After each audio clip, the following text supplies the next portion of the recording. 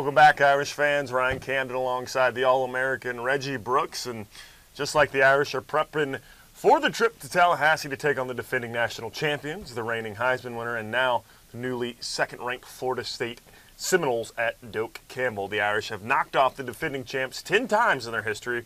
Recently, that team up north in 1998. And, of course, FSU sits undefeated at 6-0, are coming off a 38-22 victory over ACC foe Syracuse. They have won 22 in a row, but they've had their scares this season. Don't necessarily look invincible by any facet. Of course, a little history between these two programs. Maybe you've heard about it. Just around the corner from Main Street. 8th meeting all-time between the two, with the Noles leading the series all-time 5-2. They won the last meeting, or excuse me, Notre Dame won the last meeting in Tallahassee in 2002. They met in 1981 for the first time. There was a Champs Sports Bowl. That stuff seemed like an eternity ago. And let's talk about the game of the century. Awesome, awesome time, of course. College Game Day here. First time ever that show had been produced on the road. And these two teams have played some very good games. 5 of the 7 previous games have been decided by 7 points or less. 4 or 5 games still in doubt until the final minute. Reggie, what do you remember about this game? Actually, Game of the century. You were at the Redskins. I was in my rookie year at the Redskins, and it was a lot of fun because, again, you're that Notre Dame guy, and so it was nice to see that, telling a lot of the guys, on the team, everyone didn't give us a chance to win, and I had no doubt these guys are going to come out and play hard, and for me, it was the physicality of that Notre Dame offensive line and the Notre Dame defensive line that they took control of the line of scrimmage and set the tone early. One great facet of that, of course, is the preparation, like you said, going into this one. And there's a great video right now that Alan, our producer here, put together talking about the preparation that Coach Holtz and Ronaldo Wynn speaks in that one. Mark Edwards speaks on that one, leading up to Adrian Durrell's reverse play. And, man, it's going to be very special on Saturday. But let's jump into the offense for both of these teams. Notre Dame comes into this one 444 yards per game. Florida State, 462. First downs per game, really close. I mean, these two teams are very evenly matched. 34.5 points per game, 39 points per game for the Seminoles. What do you make of these two offenses? Of course, Jameis Winston leads the way. We heard Coach Kelly talking about him for Florida State. What do you make of these two offenses? What do you take away from each one? Well, coming into from Notre Dame's standpoint, this offense was the strength of the team. And, again, that confidence of getting some young guys to step up and make some plays. Will Fuller has really stepped up and played well. It was nice to see, in particular, Taron Fosun have a kind of a breakout game, both running and receiving. So, but it all revolves around, Everett Golson. Just like with, for Florida State, it revolves around Jameis Winston. So it's the two quarterbacks are the focal points of these offenses, and very talented, very aggressive, and high-scoring offenses that, both defenses have their work cut out for them in this game. Notre Dame, 163 rush yards per game, but I had over 219 there in the game against UNC. Their best output since the Rice contest. 280 pass yards per game. It's going to be very interesting. Of course, Florida State coming into this one, 462 yards per game, 6.5 yards per play, and they're really going to dictate the tempo of this game. But it could come down to the defenses. And looking at both of these for the Irish, coming in, gave up 43 points, now giving up 17.2 points per game. Florida State lost a lot of guys. I mean, this is a unit that's still very good, but, you're talking Timmy Jernigan gone. They had some very good talent that went to the NFL last year, so their defense a little down. And you see the stats there, 20.7 points per game, allowing 358 yards per game. And they're pretty susceptible there on third down at 44%. What do you take away from each of these defenses? Well, athletic. A lot of athleticism on both sides of the ball for both teams defensively. I think, Florida State's back end is a little more experienced and can, make a few more plays on the back end. But, for me, it comes down to, who can control the line of scrimmage. And I think with Florida State's offensive line, it's going to be a real test for our defensive line. But I think we have some guys that are up for that challenge. And for me, that's where the defense will set the tone. Whoever can establish the line of scrimmage on the defensive side of the ball will have the best opportunity to win this football game. Notre Dame 17.2, that number 8th in the Division I football, and of course Florida State at 20.7, 30th in D1. They've allowed 15 touchdowns, while the Irish have allowed 14. Two teams to watch for just on that Seminole defense. The junior linebacker, Reggie Northrup, he leads the way with 50 tackles. Terrence Smith, another redshirt junior linebacker with 50 tackles. Big guy, 6'3", 6'4". They're going to be a big post for that Seminoles defense in this contest. But let's jump into your players to watch. And, of course, for the defense, it's the Irish front seven against North Carolina. They had some troubles with the pace and tempo. We touched on that before the press conference. Came a little gassed at point, but, Jerron Jones blocked a kick at one point. Isaac Rochelle was a monster. He played a man of a game.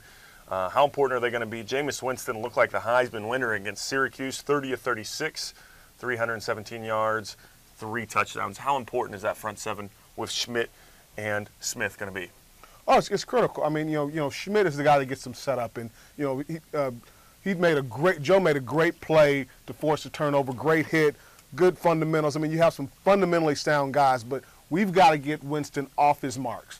I mean, when he's able to set up in the pocket and throw, he's also very good out of the pocket. But again, and Coach Kelly kind of referenced it, the ability to push the pocket or collapse the pocket to not allow him to step up. And then from the outside, you have guys that can close in and keep him boxed in. We cannot allow him to escape the pocket because it'll break down the integrity of the defense. So it's that front seven's responsibility to kind of collapse the pocket around him while maintaining their gap discipline. Jameis Winston, 321 pass yards per game, 70% completion percentage, which is pretty outrageous. 11 touchdowns, 2 interceptions. Day leading the way on that line with 24 tackles, 4.5 tackles for loss. And, of course, we mentioned him time and time again, but for the offense, it really begins and ends with number 5, Everett Golson. Without a doubt. I mean, this young man has really, stepped his game up this year, being a year off. It really comes down to if he can maintain control of the football and not have the turnovers. I mean, this is an outstanding offense. I mean, we gave up Everett gave up 14 points right out the gate. But he had the capability to come back and get those points back and then some. But it really revolves around his ability to maintain the football and continue to execute and deliver to his playmakers on the outside. 300 yards in that contest through the air against North Carolina, 3 touchdowns and interception. He has 16 pass touchdowns on the season, 4 rush touchdowns, 280 yards through the air for number 5, but only 4 interceptions. Of course, that first one that led to the pick six was very bad, and Coach Kelly quickly alluded to that in the postgame presser, saying he knew it was a bad one, don't expect it to see again, and you like to see that you won't see it again. Jumping into the keys of the game, though. Key number 1 for you, Reggie, we talk about it every single week, the turnover battle between the Irish and Florida State. Notre Dame coming into this contest with a +3 turnover margin, 30th in FBS football, 10 picks, but have lost 7 fumbles. And Florida State, they've had their troubles with ball security, -1 turnover margin for the Seminoles. Well, and that's what you like about, these teams, we had some very good luck early on. We kind of regressed, opposite with Florida State. But he is capable of turning the ball over, and I mean Jameis Winston, of giving the ball up. He'll make some mistakes, and that comes back to, the discipline that Coach Kelly talked about, the fundamentals, getting back to the fundamentals defensively, and being in a place to make a play on the ball, and then when you have that opportunity to make it. And on our side, it's just got to stop the turnover. I mean, it sounds simple, but we have to do a better job of stopping the turnovers. When we do that, we are a very good football team. We win this game if we win the turnover battle. No offense really to North Carolina, but there is a huge difference between turning the ball over against, a 2-win North Carolina team and the second-ranked defending national champions, Florida State. You cannot turn over the ball if you expect to beat them on Saturday. Of course, the second key numero dos, win the hidden yards in special teams. Florida State 11th in the nation in punt return average and 24th in the nation in kick return defense. No touchdowns. Notre Dame comes into this one 18.5 yards per kickoff return, 9.5 punt return. They've been better, but they may need to be great in this game. I think this is an area where we have an opportunity to set a tone. I mean, we've had our ups and downs with special teams. We have some playmakers in the punt return game, and as do Florida State. So it comes down to, those hidden yards. If we can win those hidden yards and, start that, and Coach Kelly talked about it, field position. If we can give ourselves a better chance in the field position, as you see here, Jerron Jones blocking the extra point, that makes a difference. Every point counts. Every point is going to be critical, and it's going to be interesting to see who can get those punts down inside the 20-yard line, keep guys backed up. So starting yard, I'll be looking for where are the teams starting their average start for offense. Are we getting the better yardage? Are they? That's going to go a long way. A shorter field is a lot better for offense than a long one. Yeah, absolutely. Something to keep an eye on in the game on Saturday. Lastly, key number 3, red zone offense. Is it touchdowns or field goals? 28 trips for the Irish, 10 rushing touchdowns, 10 pass touchdowns, 5 field goals, 25 of 28 on the year in the red zone, 89%, 32nd in Division I. And their red zone D is also 32nd in Division I, 17 attempts, 5 rush touchdowns, 5 pass touchdowns, 3 field goals. But FSU, pretty darn good in the red zone, 29 trips, 19 touchdowns. They're second in the nation in red zone offensive efficiency at 96%. Their red zone D is 10th. Only gave up 10 touchdowns. This is going to be huge in this contest. Yeah, if we get down inside the red zone, we've got to put 6 on the board. That's going to be critical because this could be one of those games that could be a shootout, but I'm going to go out on a limb. I don't think this game is going to be a shootout. I think it's going to come down to two. You heard it here first. 2 strong defensive units, and who wins the turnover battle, who can get it done in special teams. Everyone's going to be looking for a shootout, but I really think these defenses are going to be up to the task, and it's going to be who makes the first mistake or who makes the most mistakes is going to be the team that comes out on the unfortunate side of losing this game. Reggie going out on a limb here saying it's a defensive contest that'll win the game. Definitely want to keep an eye on that. That'll do it for today's show. Remember, a lot of great stuff on Watch ND right now. I already mentioned the 1993 look. There's plenty of more videos from that game coming up. There's a great icon from UNC about roughing the snapper. Yeah, that's what I said. And an artful look at the UNC game in slow-mo Saturdays.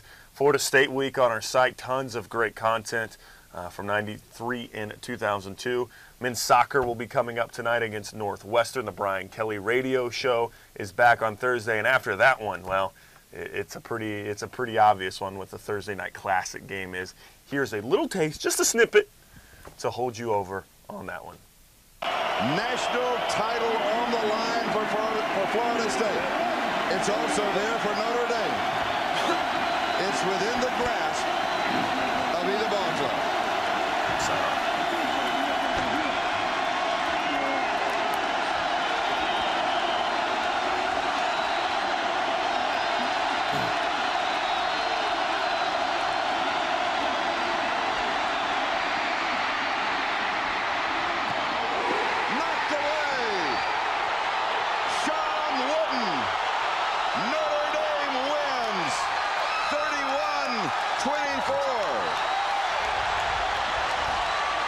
The ghost of Newt Rockne is living, and he is smiling.